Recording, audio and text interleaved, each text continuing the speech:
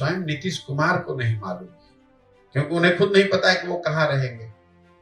पिछले कई वर्षों में, पिछले 10 वर्षों में नीतीश कुमार की ये 6वीं सरकार है, 6वां सरकार को लेकर 6वां प्रयास है।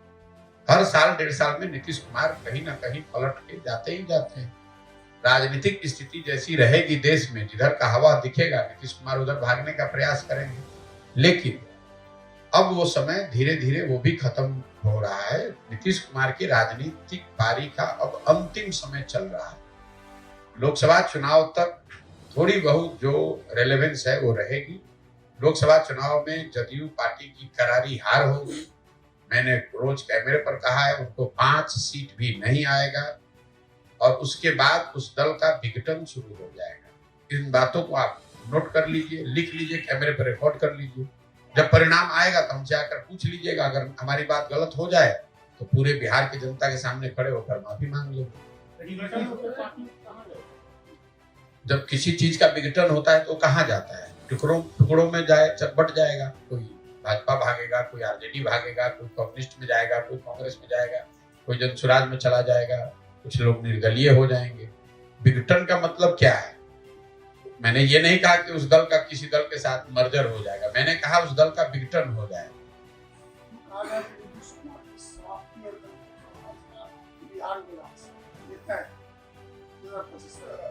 जनसुराज, देखिए नीतीश कुमार का जो विघटन है जदयू का, वो तो तय है। इसलिए नहीं कि हम कुछ कर रहे हैं, वो तो अपने कार्यकलापों से नीतीश कुमार ने अपने दल का, अपनी प्रतिष्ठा का, अपनी छवि का तो बर्बाद कर लिया।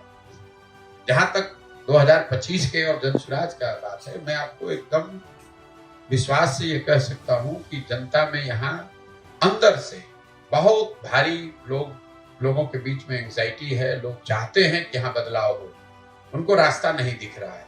अगर जनसुराज में वो ईमानदार प्रयास जो शुरू हुआ है, ये अगर हम लोग करते रहेंगे, प्रयास जारी रहेगा, तो आप निश्चित जानिए 50% से ज्यादा लोग बिहार में नए दल को, नए विकल्प को स्वीकार करने के लिए तैयार बैठे हुए हैं। और बिहार को जीतने के लिए 30%, 35% वोट चाहिए। भाजपा, जिसको आप बहुत बड़ा दल मानते हैं, उसको पिछले विधानसभा चुनाव में 19.6% वोट आया था। मतलब 20% बिहार के लोगों ने भाजपा को विधानसभा चुनाव में वोट दिया था, पिछले विधानसभा चुनाव। मैं कह रहा हूं कि 50% से ज्यादा बिहार का आदमी नया दल बनाना चाहता है, नया दल, नया विकल्प चाहता है। लोग यहाँ त्रस्त हैं, क्योंकि लोगों ने सभी दलों को देख लिया। 32 साल से लालू नीतीश को देखा, लेकिन उसके साथ साथ 10 बरस से भाजपा को भी देखा। भाजपा भी तो यहाँ शासन में रही है, भाजपा भी तो देश में शासन में है। मोदी जी तो हैं ना प्रधानमंत्री 10 बरस से। उससे बिहार में क्या सुधार हो गया? दरभंगा, मधुबनी, चंपारण में कौन सा चीनी मिल चलने लगा? कौन सा उद्योग लग गया? कौन सा पलायन रुक गया? कौन सी गरीबी खत्म हो गई? तो लोग इस बात को समझते हैं। मजबूरी लोगों की यह है कि उनके पास कोई विकल्प नहीं था। अगर कोई विकल्प दिखेगा तो आपको वो आंधी, लहर, जो भी शब्द प्रयोग आप करना चाहते हैं, वो आपको 25 के चुनाव में दिखेगा। अब हम जानते नहीं कि चुनाव 25 में होगा, चुनाव उससे पहले भी हो सकता है।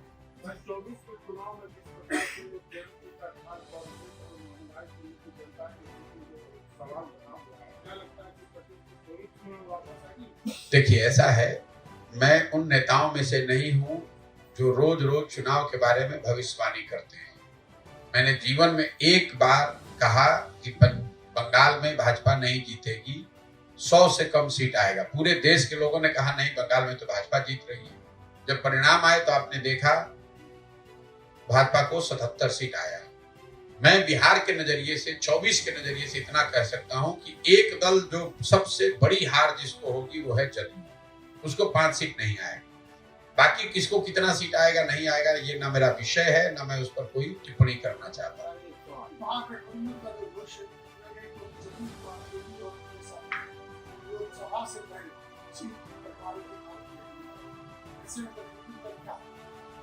भाई, गठबंधन का कोई भविष्य कभी था ही नहीं।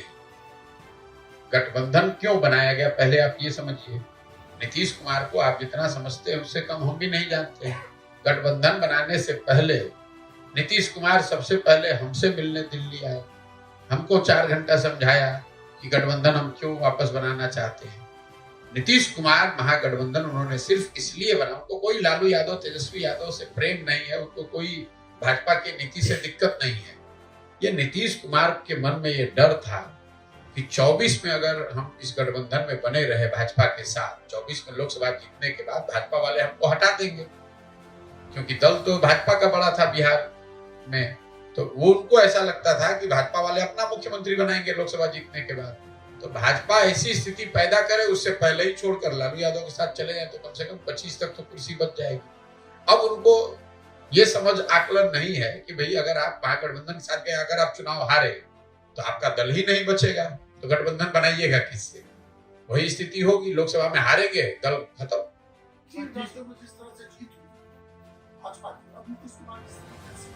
नीतीश कुमार कोई फैक्टर ही नहीं है।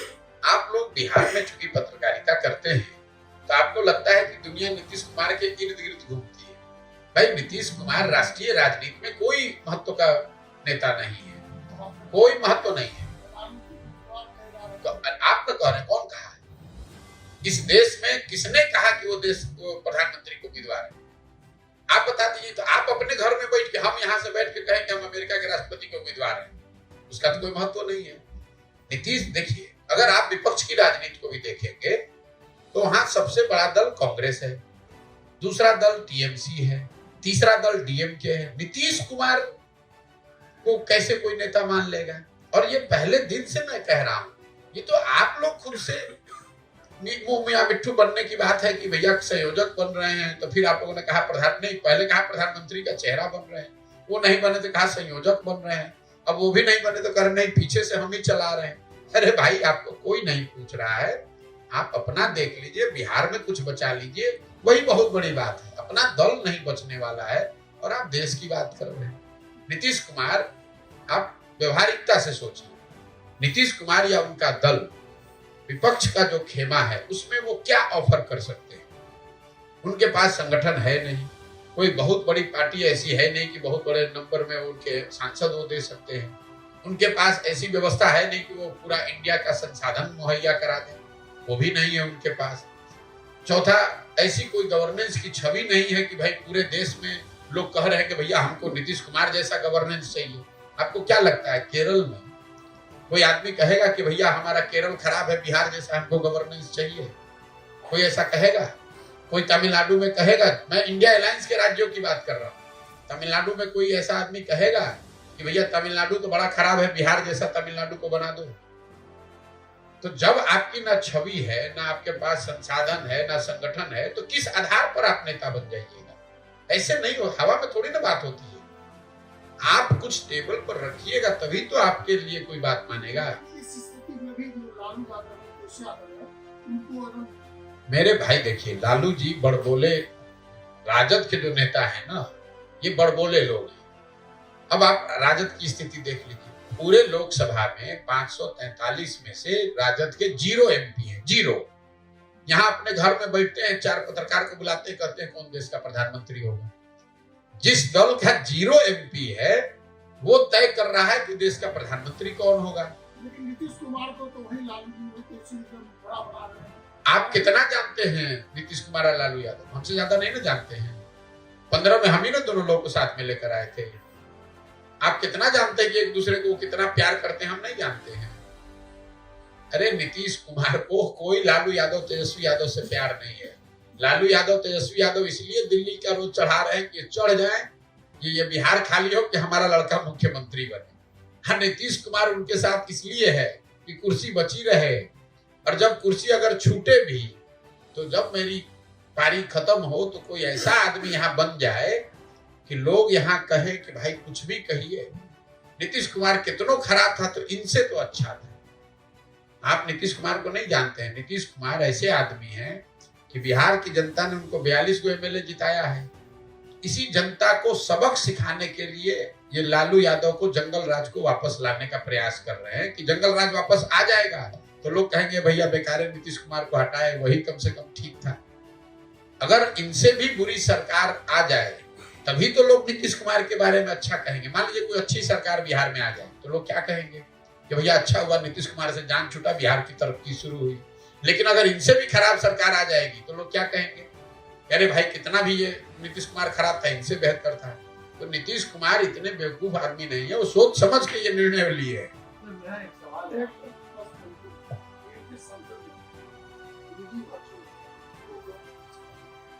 देखिए अब किसने क्या कहा है मुझे नहीं मालूम है। सच्चाई ये है कि हम लोग बिहार के लोग हैं, बाहर जाते हैं, हम लोग को बिहारी कह के महाराष्ट्र में भी गाली पड़ती है, उत्तर प्रदेश में भी, दिल्ली में भी, तमिलनाडु में भी। हम लोग अगर पिछड़े हैं, हम लोग अगर अनपढ़ हैं, अगर हमारे बच्चे मजदूरी करने कहीं जाएंगे तो आपको सिंहासन पे तो बैठाएगा नहीं। ये समझ हम और आप डेवलप नहीं करते और बेकार दूसरे राज्य को गाली दे रहे हैं। मैं आपको बता रहा हूं, अगर महाराष्ट्र का आदमी आकर बिहार में खेत में मजदूरी करेगा तो उसके बारे में आप क्या कहिएगा? तो आप अपनी दशा देख नहीं रहे हैं, अपने बच्चों को पढ़ाने की व्यवस्था कर नहीं रहे हैं, अपने राज्य में रोजगार हो इसकी चिंता कर नहीं रहे हैं। कोई सांसद कुछ कह दिया, अब इसी पर हल्ला मचाए जा रहे हैं। सांसद ने कह दिया कि ये गोमूत्र वाला राज्य, गलत बात है, नहीं कहना चाहिए, बिल्कुल गलत बात है, लेकिन आपको उससे बुरा लग गया और आपका बच्चा दिन भर रोड पर घूरा पर घूम रहा है, उससे आपको कोई चिंता ही नहीं है। तो अगर आप अनपढ़ हैं तो लोग आपको अनपढ़ ही तो कहेंगे। अगर आप गरीब हैं तो कोई आपको अमीर तो नहीं कहने लगेगा। अगर आप किसी के यहाँ मजदूरी कर रहे हैं तो वो आपको अपना मालिक तो नहीं बताएगा।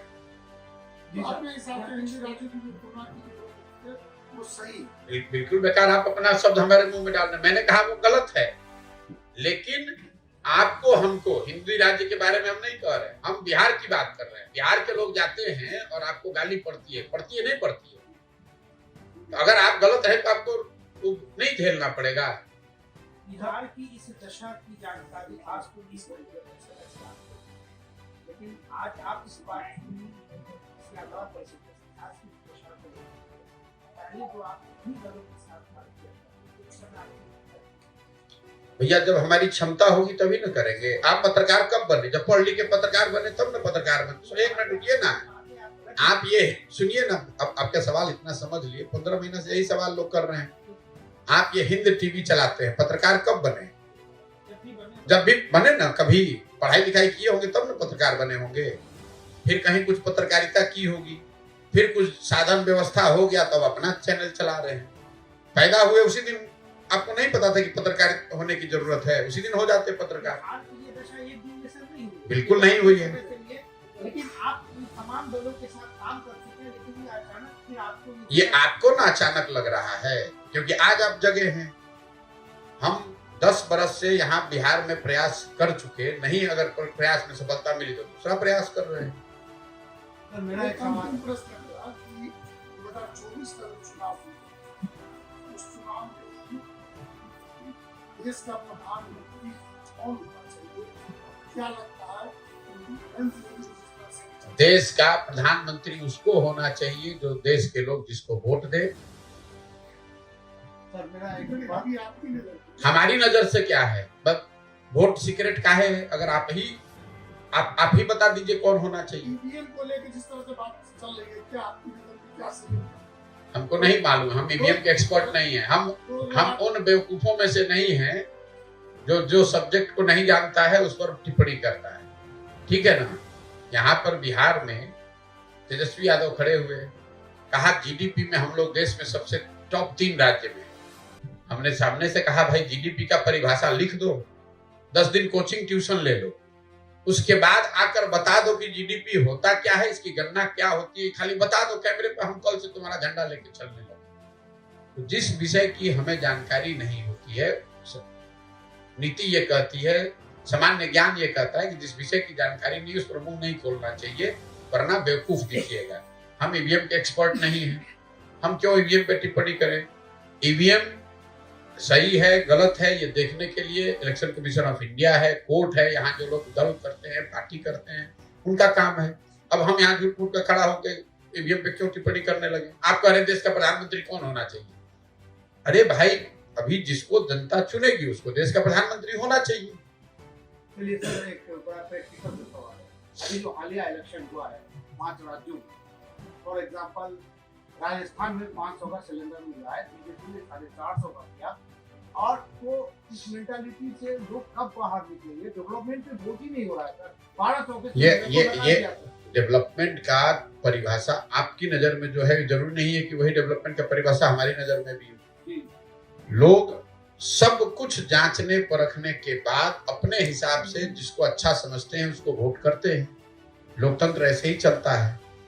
अब आप बैठ के कहिएगा कि डेवलपमेंट लोगों को वोट इसलिए करना चाहिए, तो हो नहीं सकता। हम बैठ के तय कर दें कि लोगों को सिलेंडर पर वोट करना चाहिए, उससे तो लोग नहीं मान जाएंगे। लोग सिलेंडर पर भी वोट करते हैं, लोग जात पर भी वोट करते हैं, लोग राष्ट्रीय सुरक्षा पर भी वोट करते हैं, उनके विकास पर भी, रोजगार पर भी, हर तरह के विषय को मिलाकर लोग वोट करते हैं। बिल्कुल होता है, बिल्कुल हो रहा है। क्या बात करते हैं? बिल्कुल नहीं माने रखती, बिल्कुल नहीं माने। सब कुछ माने रखता है जो समाज में है। लेकिन अगर आप यहाँ बिहार के पत्रकार हैं, आप लोग को ज्यादा ज्ञान है कि सब आदमी जाते पर वोट दे रहा है, तो नरेंद्र मोदी को बिहार में वोट कौन दे रहा है ये बता दीजिए। अगर हर आदमी जाति पर वोट दे रहा है तो मुसलमान फिर लालू यादव को वोट क्यों दे रहा है? तो उनके जाति के नहीं है। अगर आपको इतनी समझ है, लेकिन आप तो कुछ समझना चाहते नहीं है। दिक्कत यह है कि लोग अपनी मानसिकता बनाकर बैठे हुए हैं ना। आप कुछ सामने दिख रहा है आंकड़ा आपको कि भाई 20% मुसलमान तो आरजेडी को वोट कर रहा है। आरजेडी तो उनके जाति की पार्टी नहीं है, क्यों वोट कर रहा है? फिर भी आप कहेगा सब यहाँ जाति पर वोट दे रहा है। लोकसभा में 30-35% बिहार के लोगों ने मोदी को वोट कर दिया। मोदी के जाति का तो उसमें कोई आदमी नहीं है, फिर भी आप कहिएगा जाति पे वोट पड़ रहा है। तब इसको आप, जब भाई किसी का आंख बंद है तब ना उसको खोलिएगा। जो जग रहा है, आंख खुला हुआ और अंधा की तरफ भी सवाल कर रहा है, तो उसको क्या कर सकते हैं? आपके कहने से नहीं ना मान लेंगे। आपके कहने से इसलिए नहीं मानेंगे कि सच्चाई उससे उलट है। आंकड़े जो आप कह रहे हैं उससे उलट है। अगर सरकार के सिलेंडर बांटने से ही सरकार जीत जाती तो जो लोग भी सरकार में उस सिलेंडर को पैसे में बांटा जीत के आ जाता। लेकिन जनता उससे ज्यादा होशियार है। वो सिलेंडर 500 चाहती है, उसके साथ और भी कुछ चाहती है।